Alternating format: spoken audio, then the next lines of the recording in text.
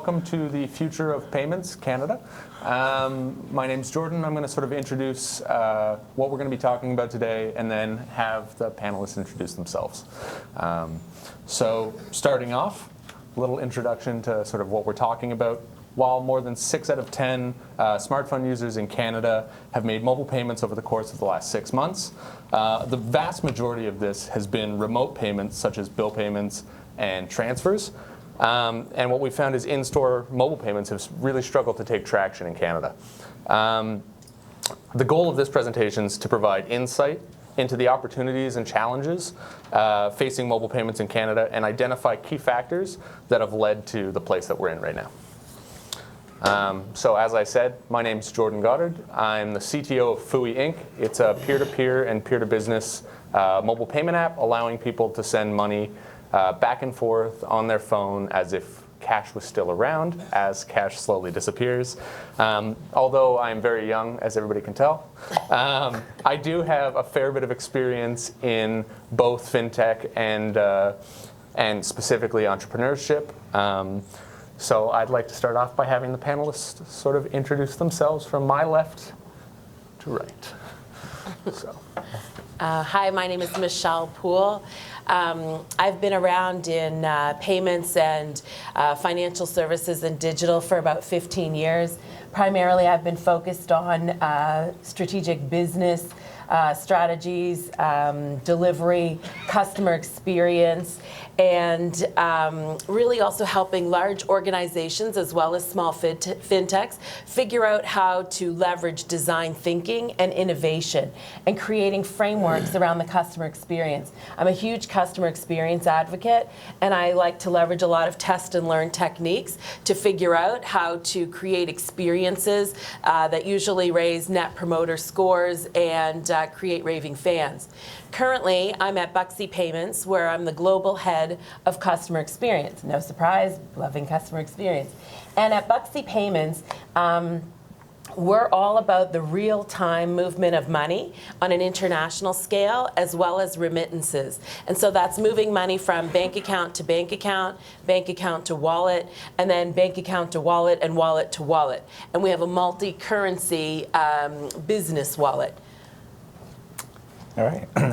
Hi, everyone. My name is Wei Key. I'm a managing partner with Simon-Kucher & Partners. We're a global consulting firm focusing on what we call the sunny side of consulting, which is actually revenue strategies and not really cost cutting. So, and I head up our financial services practice for North America, US, and Canada, 2 markets. I actually split time between New York and Toronto quite a bit, and I've been financial services consulting for about 11, 12 years at this point. I have a background in what these days people would call machine learning, so it's kind of quantitative modeling and analytics. And you know, kind of in my spare time, I also teach a bit at Queen's University Business School, as well as Columbia Business School on things related to pricing, monetization strategies, and occasionally also on financial services. Very happy to be here.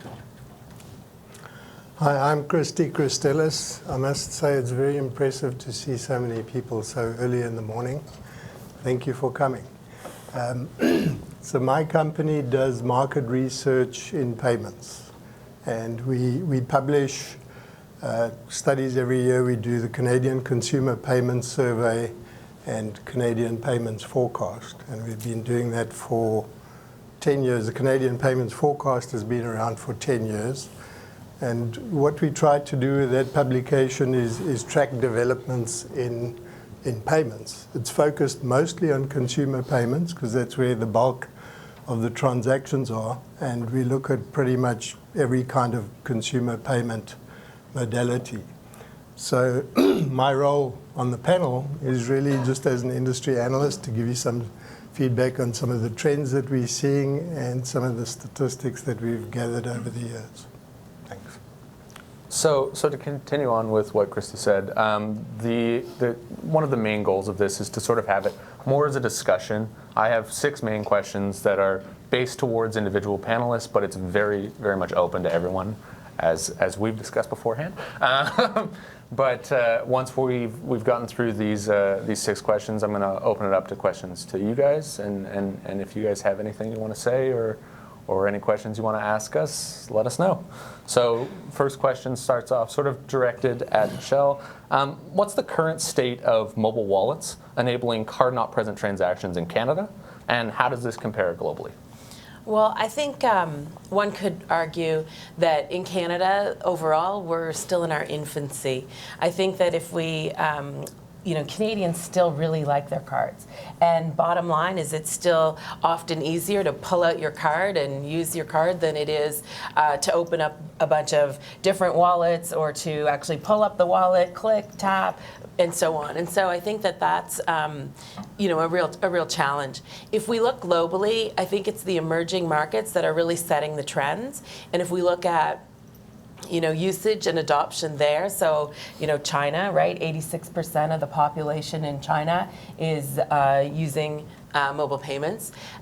Even if we're looking at, say, like Thailand, I think in Thailand it's around 67%.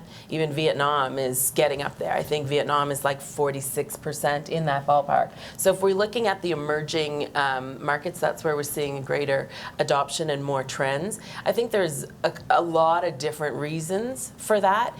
And I think the differences between kind of North America and in Canada in particular, and we all use those cards. We say we like mobile payments, but then there's lots of enthusiasm, but there isn't any action or adoption behind that, and we're not seeing the uptake on that. But if you look to, say, China, where that penetration and adoption is pretty high, if you think back to kind of the infrastructure, right? And so they had an opportunity really to leapfrog, if you think about a lot of those rural areas not having a landline, and then going right from cash into being able to use your smartphone to pay. And we still have a lot of behavioral issues in North America, around that are preventing some challenges. I'm sure you have something to add to that. So I'd like to just focus on the Canadian thing, because I think we have a unique situation in Canada. I was actually looking at some of the stuff we did on mobile payments before. Does anybody remember Mobile Monday Toronto? There used to be a networking group called Mobile Monday Toronto, which was kind of wound up probably about 5 years ago. But we hosted a panel there on mobile payments in 2011. And that was at a time when everybody thought mobile payments was the answer to world peace in Canada. And we're still doing it. So I think we see this in many different technology areas, that there's a very big promise and there's a lot of applications seen for the technology, but it really takes a lot of time to bed down. Now in Canada, we have a very nice contactless payment system. The contactless infrastructure is out there and it's almost ubiquitous. And it's so easy to just take out your card, and people are accustomed to paying with cards. So going the route of getting comfortable with using your phone is a big adaptation from a consumer point of view. So what we're seeing that more and more consumers are using mobile payments, and it's slow, but it's building. But the number of transactions that they're doing on their phones is staying steady. If you contrast that with the contactless payments, you're seeing more and more users using contactless payments, but the number of payments they're doing every month is increasing dramatically. So we're not quite at that point yet in mobile payments, but the indications are we're getting there probably within the next few years. And we can talk as we go through the discussion about why we're in that situation. For sure. So the second main question, directed mostly away, but again open to all panelists. What's the behavioral economics behind adoption, both domestically and internationally? Yeah, so actually, I think there's a point that Michelle mentioned earlier as well about behavior. One of the things that's interesting is we did a more recent study on mobile payments adoption. It's not really unique to Canada. It's actually kind of more globally about fundamental human behavior. You would think that the reason why people don't use mobile payments is because of security concerns. I think that usually comes out to be one of the top reasons that comes to mind. It turns out that there's actually a dichotomy of views on this. If you segment the customers based on those that have actually used mobile payments versus ones that haven't, right? So two separate groups. The ones that have used mobile payments have zero security. I mean, have a little bit of security concerns, but zero might be too strong. But it wasn't the top reason. It was maybe like top, number 5 and number 6 in terms of their concerns. The ones that haven't used it do think that security is the big concern. So I think that's one thing that's really interesting. I think maybe education is not enough. In fact, if you think about the mobile technology, the fact that you can generate, kind of a hashed a credit card number that is not your original credit card number, that's actually safer, right? So a lot of those things, consumers don't think about. All they think about is they have everything on the phone. If they lose the phone, that's basically their life. That's lost. So that's why there's that area of I would call it a behavioral barrier. The other thing that's also interesting, which is often overlooked in some way, is the actual mobile experience at a point of sale, and that was also in our recent study. We found that. If I think in the early days, when you have kind of the mobile technology, whether it's on Google or on Apple or more recently on Samsung, it actually takes a few more seconds at a point of sale, right? So just imagine what was that experience. You take out your phone. This was before Apple had the thumbprint thing, and so you kind of have to type in a password or something like to activate the app. And then you put it on the POS, right? And once you put it on the POS, how long does it take? It takes like maybe 5 seconds. It feels like 5 seconds of eternity, because like in Canada as well as in a lot of the similar kind of Western cultures, for those 5 seconds, you don't know where you place your eyes. Do I look at the cashier that's in front of me, or do I try to pretend I'm busy doing something? And so there's there's an angle from behavioral economics, and because in the same study when we actually told the customer, well, what if you use cash? Does it feel like an eternity to you? Objectively, cash payment takes about a minute to complete, because you hand the cash over to the cashier. The cashier needs to find the change and give it back to you. But because you're constantly in motion, that there's a theory in behavioral economics that actually suggests that you don't feel like it's taking eternity because you're busy doing something. Whereas if you just put the phone down for 5 seconds, you're waiting for the machine to accept the payments. Unfortunately, that feels like eternity. So there's this particular angle, which is kind of behavioral barrier angle, and it may be specific to certain cultures and everything. I don't think anyone's actually talking about it, but that might be one of the bigger hindrance, after the security point that I just made, for lack of adoption. Now, the good news is, of course, things will change, and technology has changed. Samsung Pay, for example, when they first came out, it did take like upwards of 10 seconds. But starting this year, if you actually use Samsung Pay, it's near instantaneous. So things will move in that direction. But I think also from a behavioral perspective, in North America, it's almost like it was taking your credit card and putting it into a mobile app, right? Well, really, where's the value prop on that, right? And if you look at, say, in China as an example, right, it's not just, when you're using your WeChat Pay, it's not just another way to pay. It's a lifestyle app. It's very integrated. Everything is right there. It's almost like, and also, say, Asian consumers are very much more integrated into social, right? And it's very much a social thing. So when you're paying with WeChat Pay, it's a lifestyle. It's everything. It's not just ordering your Uber. It's paying for your meal at a restaurant. It's communicating with your friends on social and talking and sending money, and it's all very integrated, and it's very much a lifestyle. And that's not the way it's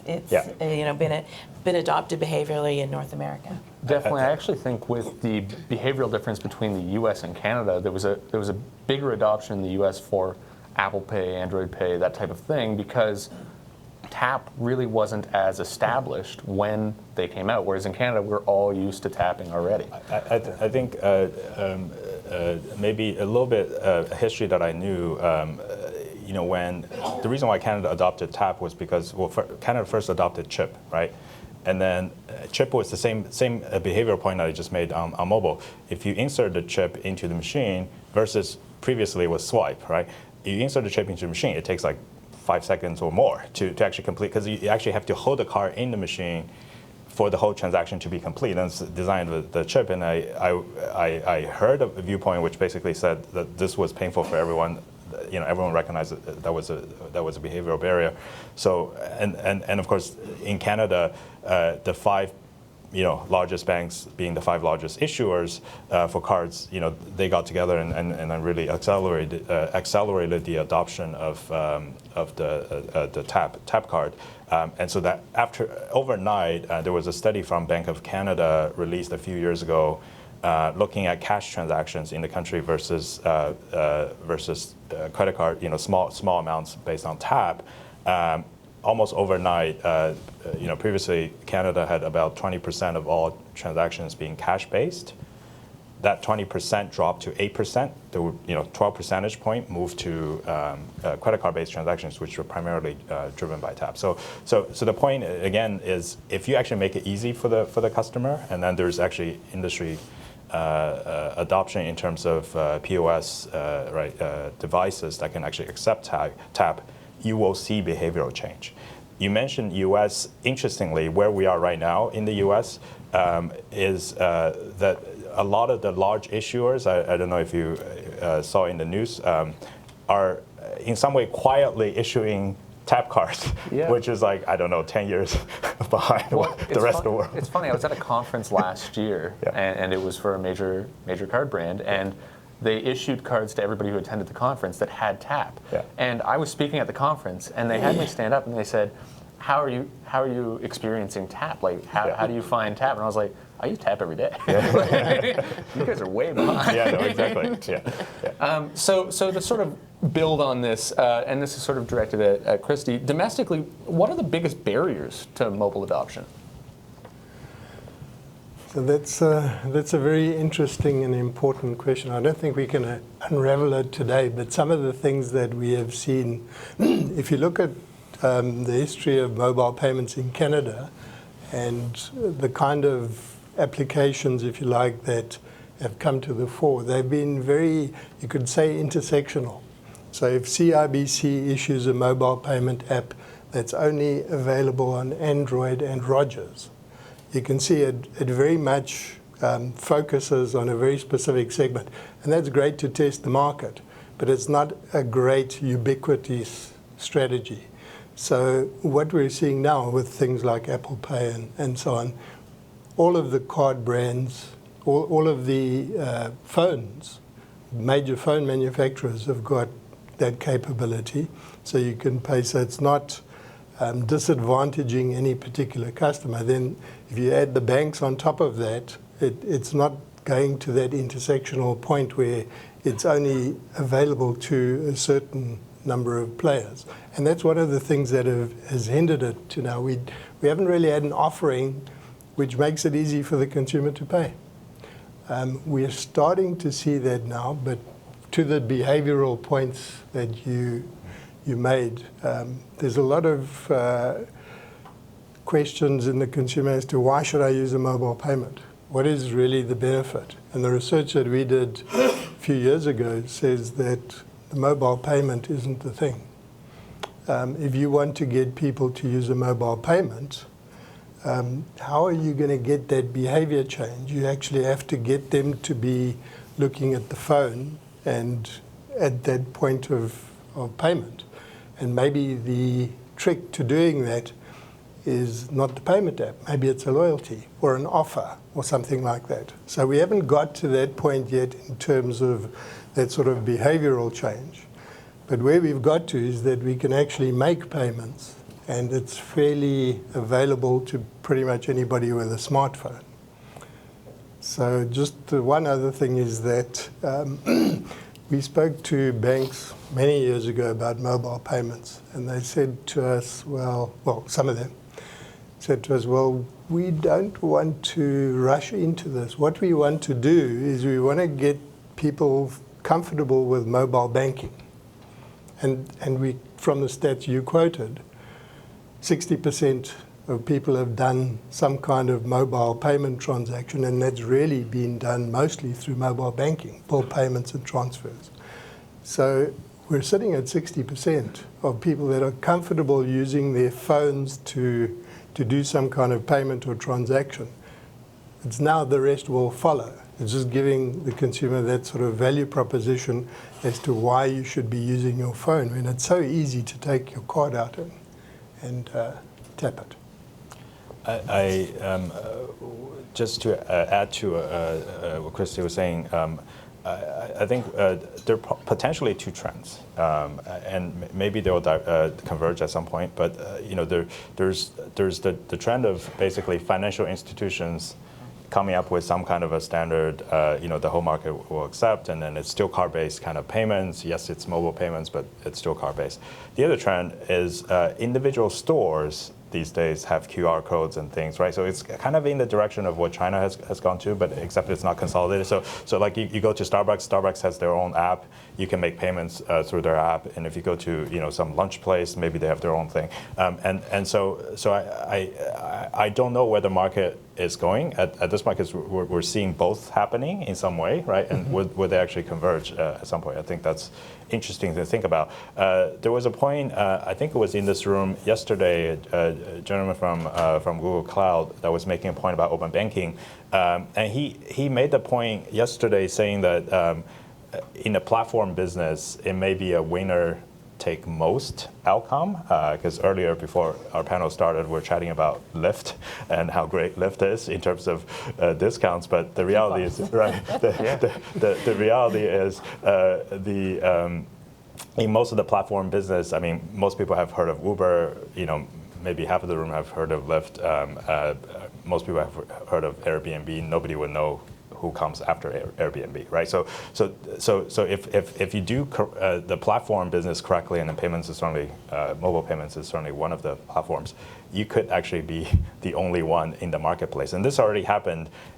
By contrast, in a country like Denmark, I think it was Danske Bank, which is one of the largest banks in Denmark. But structurally, it's similar to Canada. There are like 3 or 4 big banks over there dominating the market. But Danske Bank, many years ago, launched a kind of a modern payments platform, which now became the standard for that country. Everybody, in fact, they have like over 90% transaction volume going through their platform. And so there's already kind of a case where that could happen. I think in Canada, it's at an interesting juncture in terms of fragmentation and so forth. Definitely, and to sort of follow on that, I think looking at Canada state versus other countries, there are a lot of countries that have sort of paved the way in the different models of going through. I know Swish was a huge one for Sweden, but as Canada sort of catches up, I think a lot of the aspects of early adopters is the use of features that people actually want to use. So that brings me to the next question, which is directed mostly at Michelle. How do user-demanded features differ from the industry demand and industry features of mobile wallets in Canada? Well, I think it's interesting because I think if you think about what the consumer wants, I think frictionless payments is not what they want. They want invisible payments, right? Think about your Uber experience. And I would say, like, in many cases, what the consumer wants is maybe the next unicorn, really, right? Because the thing is that you want to have those invisible payments. You want to have that experience, that lifestyle. You want to have the higher limits that would be available. But at the same time, from an industry perspective, it's keeping up with the security, the regulations, fraud challenges, and the consumer is expecting that, you know what, I'm getting that too, right? My identity is safe, my fraudulent transactions are protected, but I'm having all these other capabilities and features as well. And so I think that's where it's a bit of a challenge. It's a bit of that that kind of tipping point, right? And so where that will head and where the kind of winner will emerge, I think in particular in North America, is kind of nailing that and being able to have kind of that winning app. When you talk about, the Starbucks, the Walmart apps, we have all those in North America, but having all those individual apps as a consumer, that's not meeting your need at all, because I've got to pull that out. I've got to pull this one out if I'm in this store. That's not meeting the need at all. Mm-hmm. What do you guys say? Can I just make a comment about the individual payments? So this is one area where I think the industry is at odds with what consumers want, because consumers' payment is, it's like going to buy gas. You don't really want to do it, but you have to do it. So invisible payments is very much what a consumer wants, but a lot of the industry players don't want their brands to disappear. And if their payment brand disappears in the transaction, if it's a BMO MasterCard transaction and it's nowhere seen, it's happening in the background, that brand awareness. So the companies don't want, and loyalty companies don't want their brands to disappear as well. So that acts kind of like as putting a brake on what you can give to the consumer in terms of invisible payments. They don't really necessarily always want to give that. But I think that's kind of North American focused, wouldn't you say? Like, Yeah. I'm 'cause if talking mostly yeah. about Canada, actually. Yeah, and I think that's really fair. Yeah. But I think globally we, aren't seeing those same kind of challenges. Yeah, maybe just to add one point, just on the consumer side, there are certain features. Thinking about making sure that everything works. I think that's sort of the hygiene factor. Everyone expects that, and security, all that stuff. But there are certain features that maybe a certain segment of consumers would need. So this is kind of maybe the differentiating point if you're entering into the payments business. For example, Venmo, which is a PayPal company. Of course, wildly popular in the U.S. because there's nothing in the U.S. that facilitates P2P payments easily until Zelle came along, right, by the banks. But one of the features for Venmo was basically to broadcast to the world that you just hung out with someone, like one of your friends, like you were splitting the bar tabs or whatever. Like so that was like the feature, and it does cater to a certain demographic segment, if you will. And then, of course, if you're thinking about what some of the banks are providing in terms of personal finance management or payments, obviously is one of the elements, kind of aggregating, giving you some advice on how you're being spending and so forth. It might cater to a different segment. So I think there's still differentiating point in terms of features that could be offered once you figure out what the rails will look like. Yeah, especially if you start to look at loyalty, right? Yeah, Yeah, exactly. that would definitely come into play. Yeah, actually, loyalty is a good. So Apple Pay, right? Apple recently the credit card thing. Of course, it's credit card. It's still kind of the more traditional way of thinking about it. But it's interesting the way they're playing this. On the one hand, it's a virtual card that sits in your phone. But then they also want to issue this platinum card that has no numbers on it. So that kind of goes back into a little bit like payments is virtual, money is, other than cash, right? Once we're moving to cashless society, then money is virtual as well. Why do we still need to issue a piece of metal in this case? Because it's different, it's cool, and makes you feel like a dork. Having it kind of thing. No offense to anyone that already has it, but I think it's really cool that So sometimes like you need a little bit of a physical, tactile, kind of a feature, if you will, right? Well, and I think that kind of sort of plays to the trend of people don't really know necessarily what exactly they want. And it's often been, in the past, companies that sort of drive the innovation, and people pick up what they think is unique and useful to them. In Venmo's case, the public feed was very popular early on, and as Venmo sort of progressed throughout the US, I know a lot of people who have been sort of hesitant towards it because of that feature. And it'll sort of shift, I think, as Canada adopts mobile payments further into the future. And I don't know if necessarily it will be one player that sort of dominates, or if there'll be certain demographics that choose one because of a certain set of features and a different demographic that chooses another.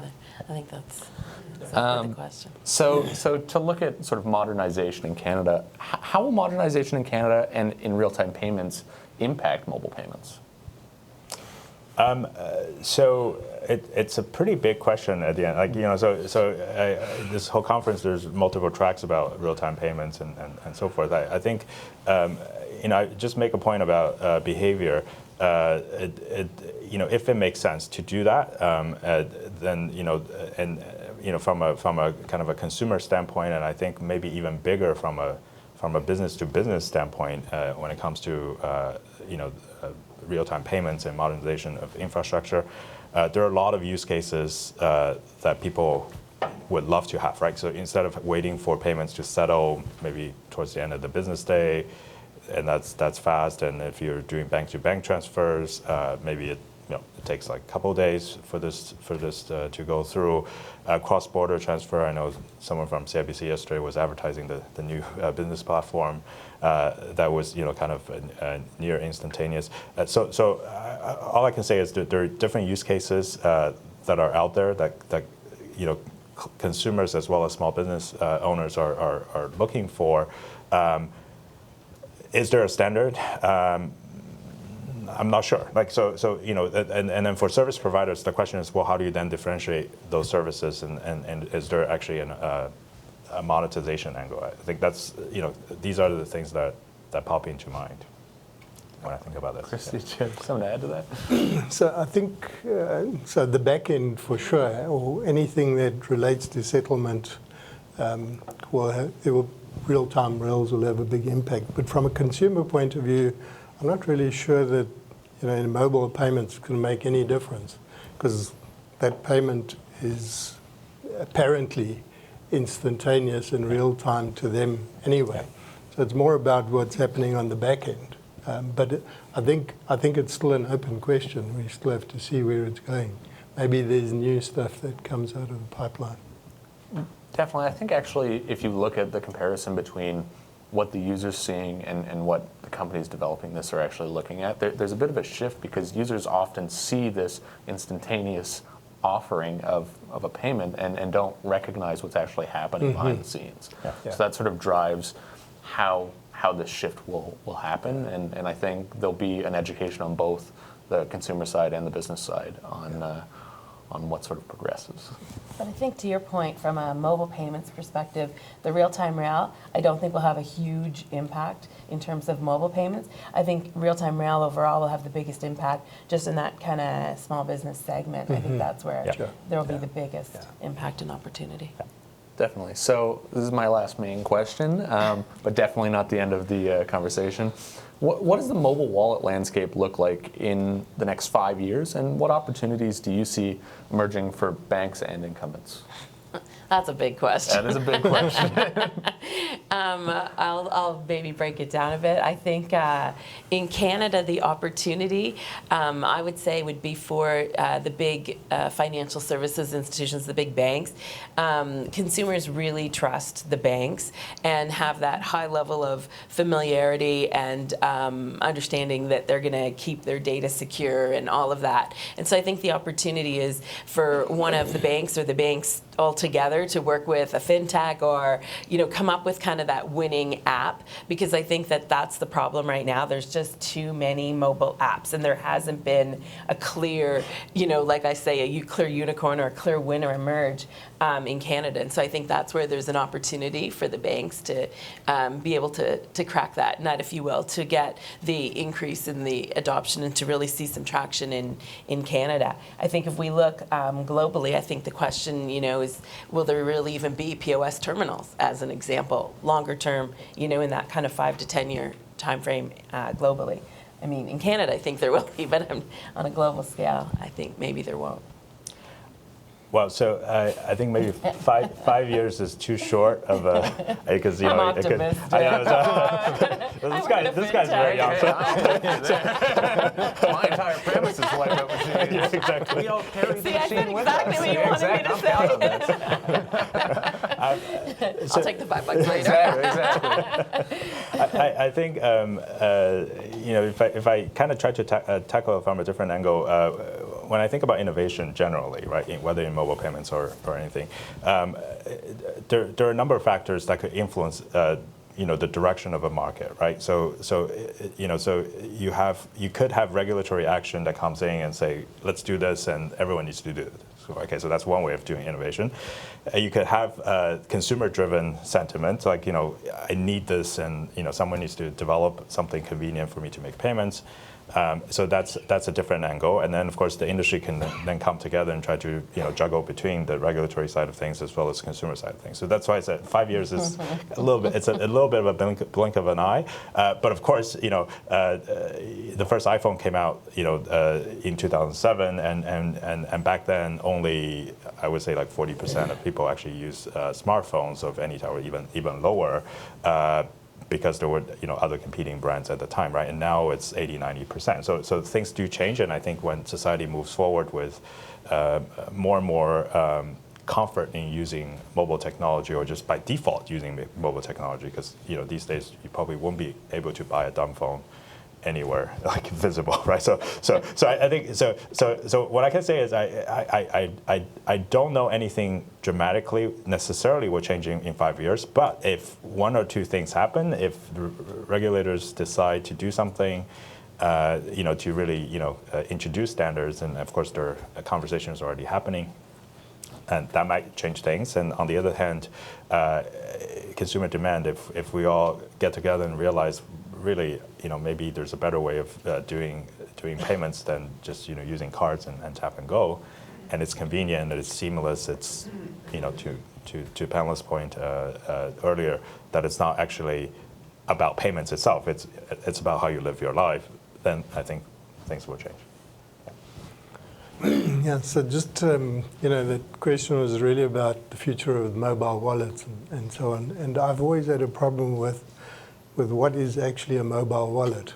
And are we talking about a mobile app, which is payment, or are we talking about a replacement for your leather wallet? And I mentioned we've been playing with mobile payments for at least 10 years in Canada, and we've seen quite a few different iterations. And I noticed some of the banks have now abandoned their mobile wallet and pointed you to Android Pay or Apple Pay.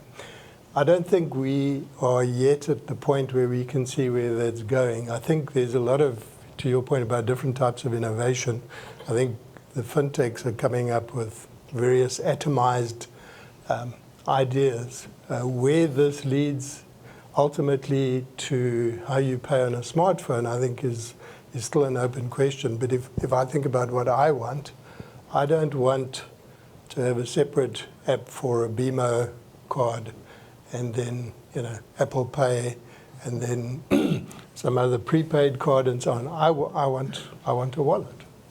I want a wallet where I can decide these are the things I want to use to pay. These are my loyalty cards, and it must be easy for me to do whatever I want to do. It must know, ideally, in this ideal world, that if I'm walking into a Shoppers, that I'm going to use these loyalty cards, and this is my preferred method of payment. And I think, with things like AI, that should be fairly easy coming down the line. So if we take a consumer point of view rather than, what can a bank do and what can a mobile network do, I think that's where we'll end up with a solution that really meets the consumer need. And I like what you said with the consumer's point of view, because I think in the next 5 years, again, optimistic view, I think there's realistically going to be there's one or the other way of things sort of progressing. One is driven by consumers, and consumers saying, like, this is what I need, this is what I want, and sort of driving that use of a mobile wallet. However, there's the alternative, which you see from like Starbucks and various apps that allow you to use their own platform to pay. I could see those getting together from the merchant point of view and gathering up and saying, hey, instead of using each one individually, why don't you use them together? And there's companies like mine that's focused sort of in between, trying to give both sides what they want. But again, it's going to be one side or the other that sort of determines what point we move forward with mobile wallets and sort of drive it. But until that sort of tipping point, I think it's going to be a lot of the companies sort of pushing it on the consumers until the consumers really start pushing back. Can I make one more point? Just because I think what you say is exactly right. I think, I don't think that the consumers, however, are going to say, these are our needs. What's going to happen is there's going to be different offerings coming up, and it's almost like a process of natural selection. These are the things that are going to stick, and it's going to be a set of apps or a wallet or some kind of configuration on your phone that really resonates with what I want. I probably couldn't tell you what I really want, and I think this was the point, that Steve Jobs made. Yep. Consumers don't know what they want. Well, and it goes back throughout innovation in human history. If you look at Ford, he said, if you asked a person what they want, they'd say a faster horse. Yes. You've got to see all the options before you can really make an educated decision on what the best move forward is. And I think as payments progress in Canada and throughout the world, I think different countries will differ based on the economy in the country. A good example is India has a large volume of unbanked users, which is one of the driving factors of them having early adoption for mobile wallets.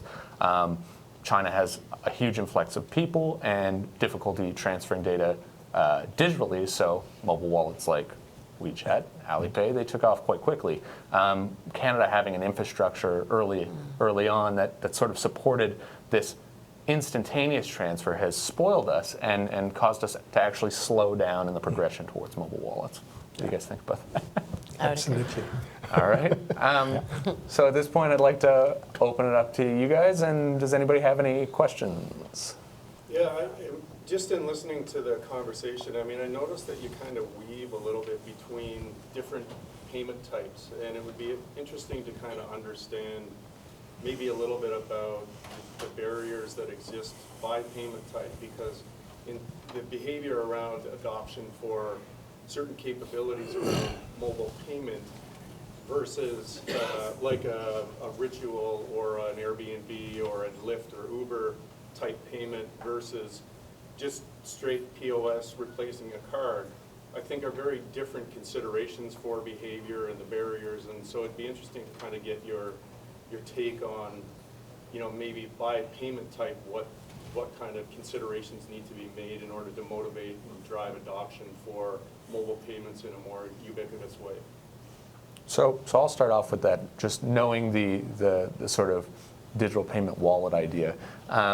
I think on the back end side, like the company side, it's pretty universal amongst the different options. Fraud is likely going to be a driving factor in determining how we move forward. However, on the user adoption side, it's totally different between the two. I think you guys might have a pretty strong opinion on this, so why don't you guys take it off? Well, I think also, the difference in generations, if you will, comes into play as well. So at the point of sale, you will have more millennials actually leveraging the mobile payment options at the point of sale versus your boomers. And we've seen that that's kind of one of those behavioral things around that. If you look at kind of the digital wallet space, it's interesting because it's not actually the same. And so boomers are comfortable with a digital wallet, especially in the case of, P2P payments or sending money back home or making a bill pay for a property abroad using your digital wallet. Boomers are quite comfortable with that, and so you'll see that there. But not to say millennials aren't either, they are as well. But I think that's kind of one of the differences between those two. That's what we've seen. Well, and being a millennial, I see it sort of as the thought is, should the merchant initiate the payment or should the purchaser initiate the payment?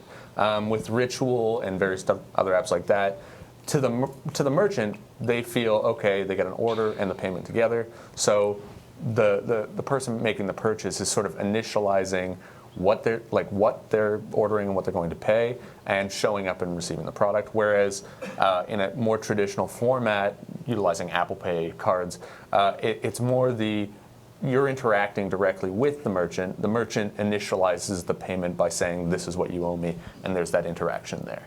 So I think there's sort of two sides to that, and that will sort of determine which direction things go. And I think mobile wallets pushes more towards the individual initializing and there's a couple other options like Apple Pay that are pushing more towards the merchant initializing. Yeah, I'm wondering, a slightly different angle. Sorry. Which is the payment rail is actually behind the scenes, right? So a lot of the payments in North America are card-based. If you go through card network, from a monetization standpoint, I mean the card, there's interchange fees and all that stuff, and they're pretty high compared to some of the other payment rails. One question mark, and I don't know, fundamentally the behavior will necessarily change because as long as the consumer pays the same thing, for whether on Ritual through the Ritual app to buy a meal versus like going to the restaurant to actually order using card and so forth or cash. As long as the user pays the same thing, I'm not sure behavior necessarily will change. But the point I'm trying to make is there are different payment rails behind the scenes. And one thing to watch out for is an entrant or technology player, or even like a traditional player. And we know like some of the large card networks, Visa, MasterCards of the world, are building new payment rails that are not card-based payment rails. So these are all kind of innovations that are not necessarily known to the consumers because these are infrastructure type of things. But if these payment rails have a different way of monetizing the payments, and maybe they're cheaper than card networks, and if merchants start to kind of veer towards those options, then that might actually change consumer behavior. Like consumer behavior in itself, as long as you charge them the same thing, whether they use card or cash or anything, that's not going to change. But the merchant behavior shifting might actually steer consumer shifting. I think we had a question over there.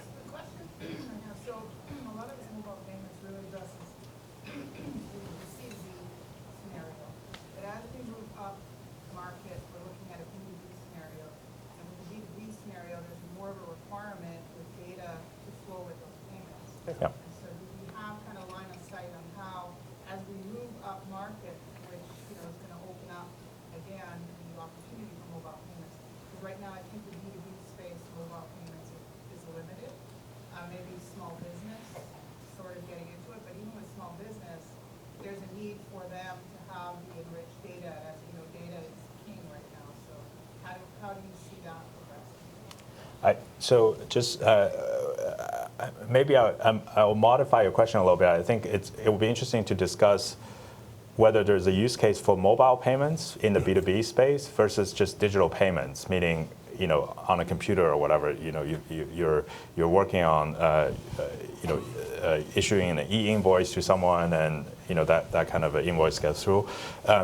So if I answer broadly, not just in the mobile payment B2B space, but digital payments B2B space, there are a lot of companies out there that are already doing, building infrastructures in place. I mean, in Canada, you have these accounting software companies like FreshBooks, for example, based in Toronto, building kind of a payment rail, or at least integrating payment rail in their accounting software, which is, again, in the same direction of thinking about payments as something that not as a standalone proposition, but it's as part of why people actually, when people are actually conducting their day-to-day life. So in the case of B2B, it's a small business needing to issue an invoice to someone electronically and getting paid electronically. So that's a use case for digital payments. So accounting software is doing that. You have companies that, for example, facilitate payments in the restaurant industry, like Toast. So a lot of those are software plus payments propositions out there, and I think that's one thing to watch out for. The other to watch out for, as I mentioned, MasterCard, Visa of the world. MasterCard launched a product called MasterCard Track, which is complete. It's a B2B payment rail. It's completely off the credit card payments payment rail that these traditional networks are known for, and that was launched in collaboration with Microsoft, if I recall correctly, and so there's actually data flowing back and forth. They're using kind of AI and so forth to vet the suppliers and the buyers and so forth. So I think those are the two broader trends that I know that maybe to keep an eye on, right? One is the traditional networks building new rails, and then the other is the enterprise software companies, offering payments as an integrated digital solution. I think If I- sorry, go ahead. I was just going to say, if I were to answer that question from a digital wallet perspective, as a fintech, when we're enabling those payments and transactions in the B2B space, we're looking at the ISO 20022 in terms of the standard for the data and the data that accompanies all of the payments. And so that's what we're keeping our eye on and looking at kind of globally, and also looking at the standards in the open banking as well. And so that's what we're using as kind of the standard for the data transfer and capability. Definitely, and if you look outside of Canada, like WeChat is a great example of this. In China, they've got a full ecosystem, and I think the world of mobile payments, ultimately the goal of most of the companies, specifically in mobile wallets, is to own that ecosystem, and it's have everything from the consumer to the merchant who's buying goods from another merchant, and having that whole path. And as that mobile wallet technology sort of gains traction, the technology for transferring the data back and forth will follow, and sort of come along with it. I think we had another question over here. Yes, thank you. I'd like to challenge one of the propositions that two of your panelists made. They suggested that the real-time rail will do little for the growth of mobile payments. Okay. The real-time rail primarily deals, one of the key benefits is it deals with liquidity risk.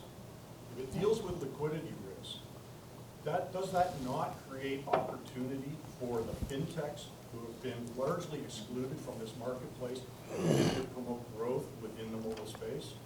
That's a good point. And that's probably very fair, for sure. I think it still goes back to, if I look at just Canada, right, it still goes back to, great, we could have the real-time rail, but what will be the rules around which a fintech can connect to it, right? Because that's still not exactly clear, and that's still definitely a challenge. But if we look globally, I would agree with you for sure, because I would say that globally that is what we're seeing in a lot of the other markets where real-time rails already exist. There is tremendous opportunity for fintechs to actually connect either direct or an indirect to that real-time rail. And you're right, that's absolutely, especially on the digital wallet side, we're seeing tremendous growth in transactions and We look at volumes. the real-time rail not as a Trojan horse, but as an opportunity. Absolutely, that would be for sure fair. It's a huge opportunity for us. I don't think any of us said it's a Trojan horse. Yeah, not at all. But I would agree with that. I think my point was really about the consumer experience. And the consumer may or may not know, what's behind it. But the point about the real-time rail opening up opportunities for innovation, I think is really very valid. And I don't know where that's going to lead, but I'm pretty sure it's going to lead to some exciting futures. Well, it may force the standards, Yeah. right? Yeah. More collaboration, Yes. more broad industry perspective. I think just to echo the monetization point, because basically the liquidity point that you just made has actually a monetization angle. If I were to predict the future, I think you're going to go through a period where real-time payments coexist with existing payment. I mean, unless regulation says no more existing payment rails, I don't think that would be the case. So as long as they coexist, then it creates at least a temporal opportunity, maybe for five years or 10 years, where the payment providers could offer real-time payments at a different price point as traditional payment rails, right? So, and this is already happening today. If you look at bank-to-bank transfers versus credit card transfers, I mean, there are different price points today for different payment rails. So that's an angle. But of course, down the road, it's just like the smartphone replacing dumb phones today. I think if nobody can buy a dumb phone anymore, then let's say that becomes the only standard because the other payment rails die off in their natural way. Then it becomes the standard, right? It becomes more of a utility commodity than anything else. Fair enough. Any other questions? Can't see that side of the room that well. Nope. All right. If you guys have any private questions that you wanted to ask us, we'll be around after the session, just hanging out here for a little bit. And thanks for coming to see the future of mobile payments. Thank you.